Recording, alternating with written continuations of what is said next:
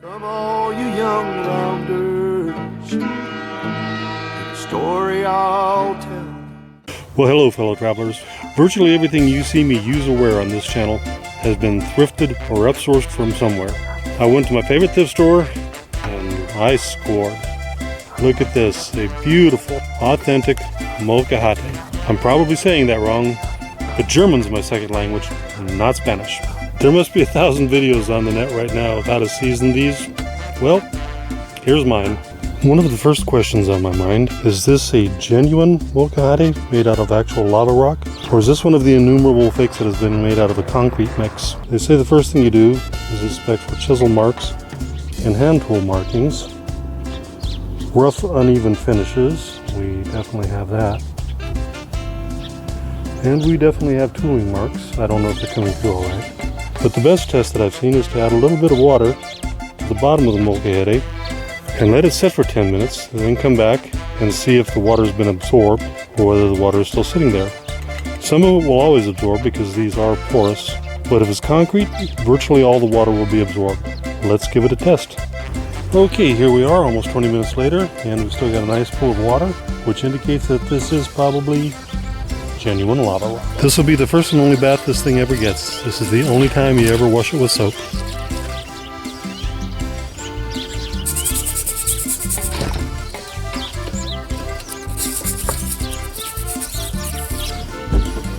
And now we're going to let it dry.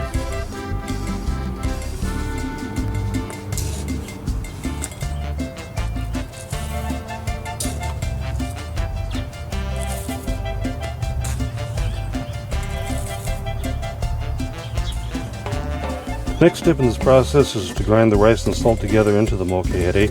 This is your cleaning and your seasoning. We're going to do this until the rice comes out powdered, clean, and white.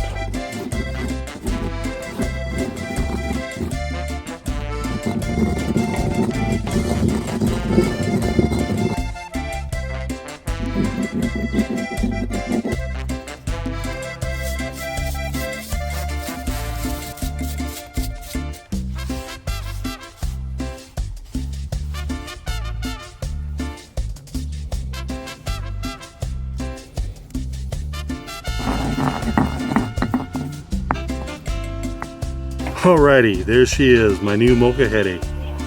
All cleaned, seasoned, and ready for first use.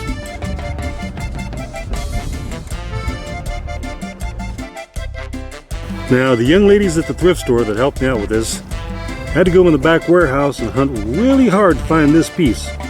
And when they brought it out to me, they told me that I owed them one batch of salsa out of this molcajete.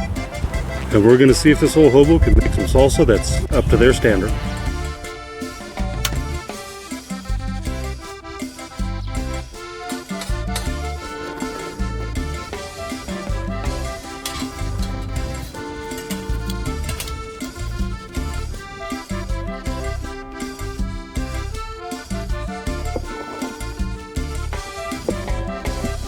So we're going to put a little cross on this end of the tomato. And I'm going to take the extra step of removing the stem, because I don't like tomato belly buttons in my food.